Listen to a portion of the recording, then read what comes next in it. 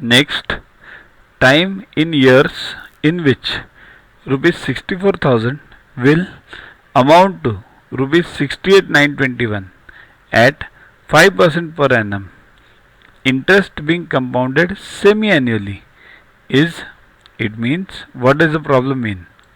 Firstly, this problem is of compound interest. Okay, so formula should be A equals to P into 1 plus R raised to N, right?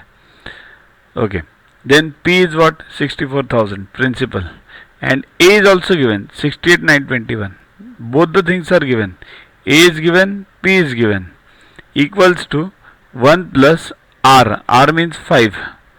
But it is semi-annually. Semi-annually means what? R divided by 2 and N multiplied by 2 by the same number, right? We'll consider that time as small n. Okay. Now it is semi-annually. So R divided by 2 and N multiplied by the same number. So it should be 2n. 2 into small n. So instead of writing 2n, 2n, 2n everywhere, raised to 2n, what we'll do is we'll write capital N equals to 2 into small n.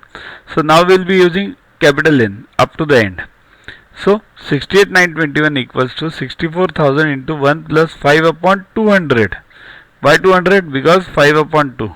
The whole raised to capital N. Solve this. 64,000 into 205 upon 200, the whole raised to N.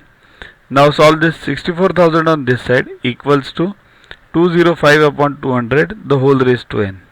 Now divide this. Again you will say it is difficult to divide. So I will again say go for Vedic mathematics videos of mine. It's explained there.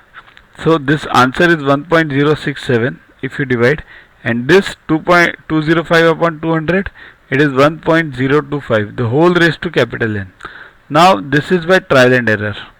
Suppose if you do cube of this 1.025, you get 1.07. Again Vedic mathematics, because this cube is not that easy as per our regular mathematics. So n equals, capital N equals to 3. This is by trial and error. So capital N equals to 3. So capital N equals to 3. But what is capital N? It is 2n, 2 into small n, and this is what we want, small n. So 2n equals to 3. Therefore n equals to what? 3 upon 2. That is 1.5 years. Right? This is in years. So it is 1.5 years. See here, the problems are not that easy because we are in the toughest sections. Okay.